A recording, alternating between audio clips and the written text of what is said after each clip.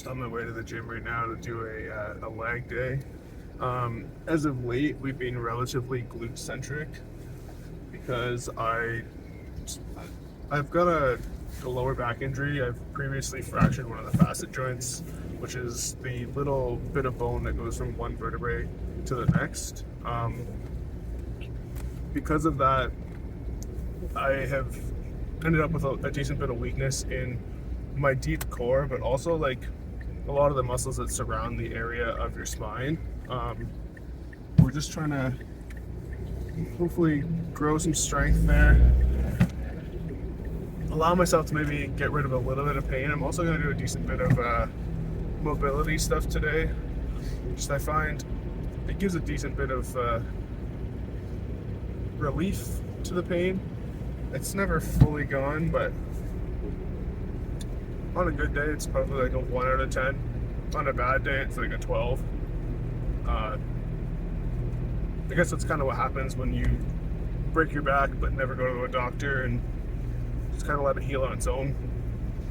Word of advice, something I wish I would have known when I was a little bit younger, is if you get injured and you suspect something might be like actually wrong, just go to the doctor and get it checked out.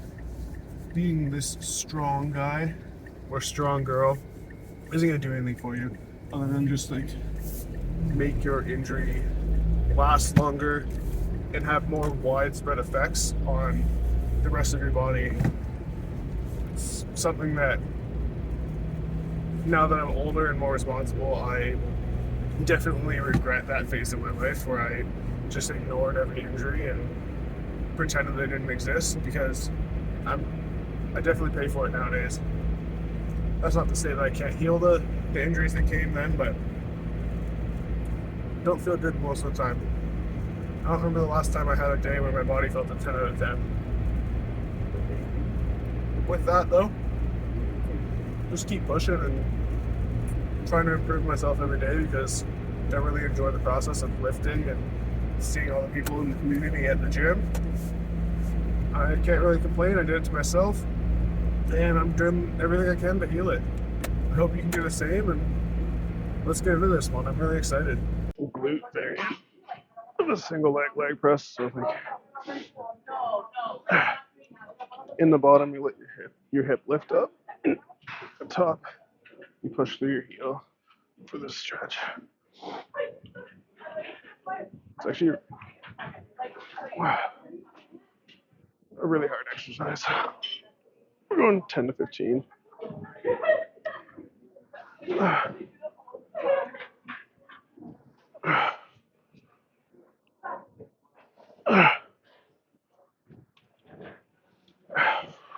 Right.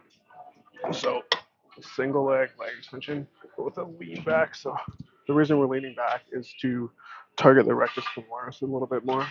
Also, it's like the only variation of a quad extension that actually gets a decent stretch, at least at the gyms that I go to. I feel like someone needs to build a leg extension where the pad goes like way further back, but that's a different topic.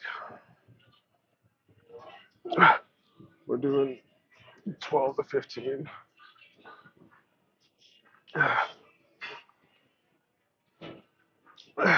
Plus partials for each leg.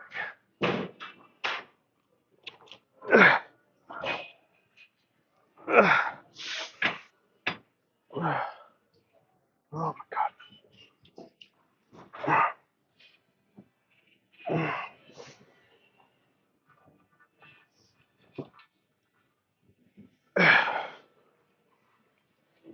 Yeah, my man. I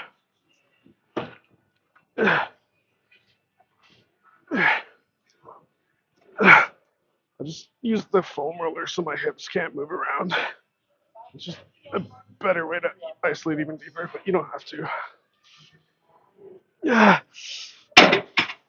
Trying to hit like right here versus the actual main gluteus maximus. It's the, oh my god, I might have to correct myself after, but I think it's the gluteus medius. Anyway, as you go, coming down and then out and across with a straight leg, keeping a little bend in the hip. Oh, sorry, I should say a little hinge in the hip. I like to use the post to stabilize, but it's whatever.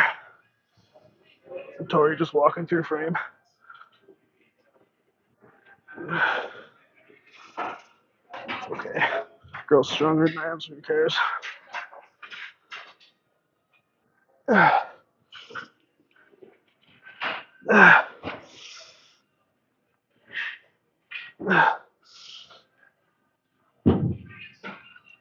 Fuck. Seated ab crunch. So I basically never go heavy on this stuff. I find it's, I don't know, unnecessary to go heavy. Put the seat down a little lower than you might think so you get that extra stretch at the top too. Just going 10 to 15.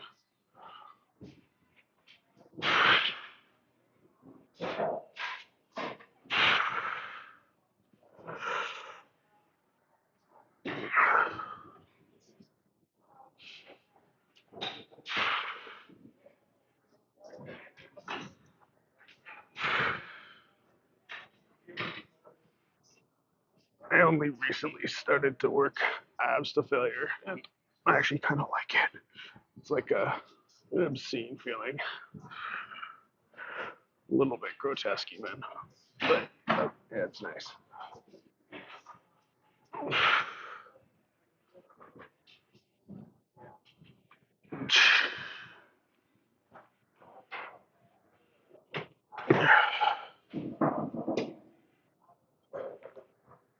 Leg press calf raise.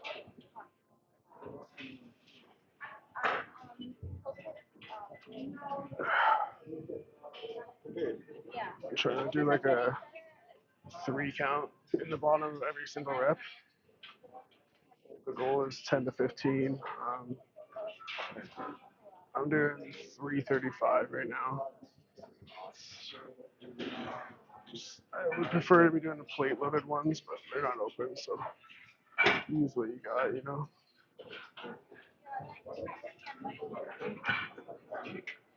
Always really enjoyed calves.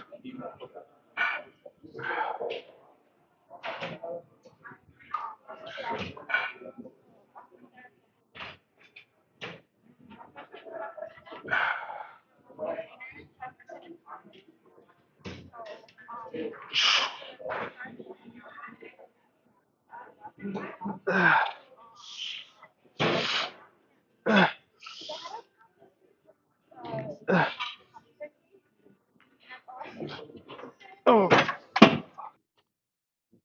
Definitely the most important part of all this. The only reason I really do all of it.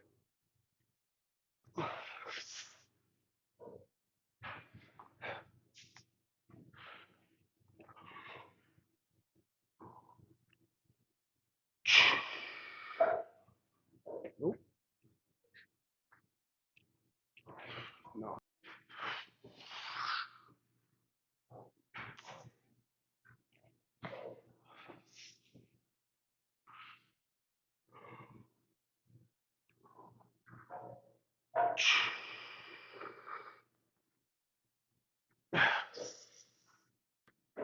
For anyone who does watch, I really appreciate you watching my videos. Like I said before, I just want to help people. I more or less just finished my workout. I found myself spending almost an hour afterwards just talking to people. Today was a day where I felt pretty self-conscious and just a bit low.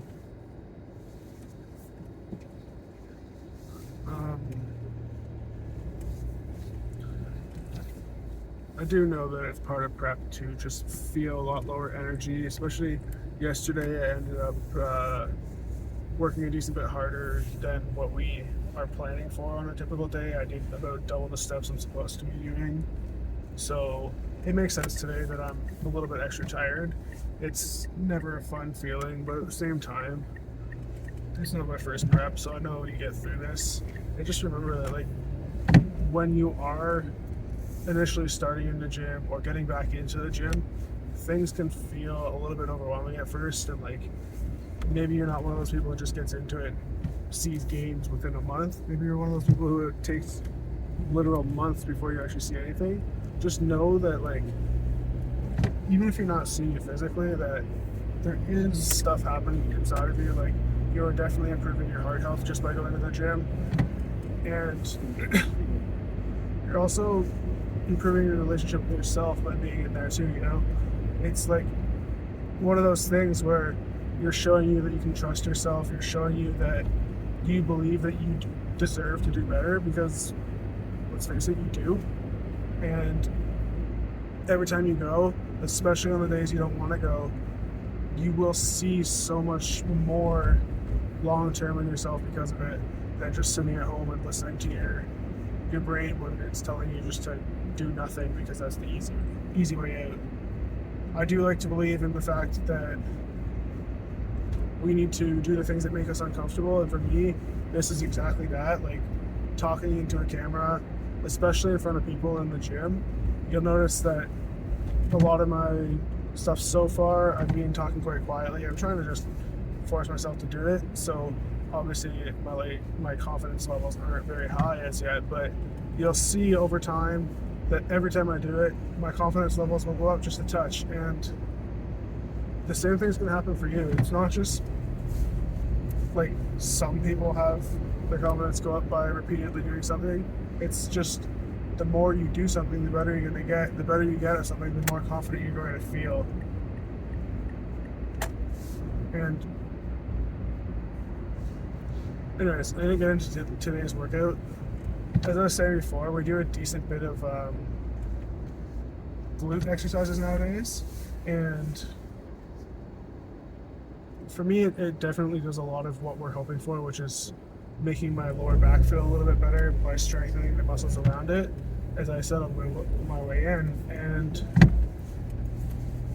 while that's the case, I am typically very strong in most stuff I do, and with these exercises, I am very obviously quite weak. But I mean, how can you be strong in an area that you've never really focused on before, you know? So I'm just gonna buckle down on this and make sure we really focus on it, make sure I can grow some real strength around there to support the injury that I've had. And I just want to show you that no matter what you're going through, no matter where you start, you can always do whatever you put your mind to. And for me right now, that is A, helping other people see the best in themselves, and B, improving my own self so that I'm not just talking, I'm actually being an example of what I'm telling people to work on.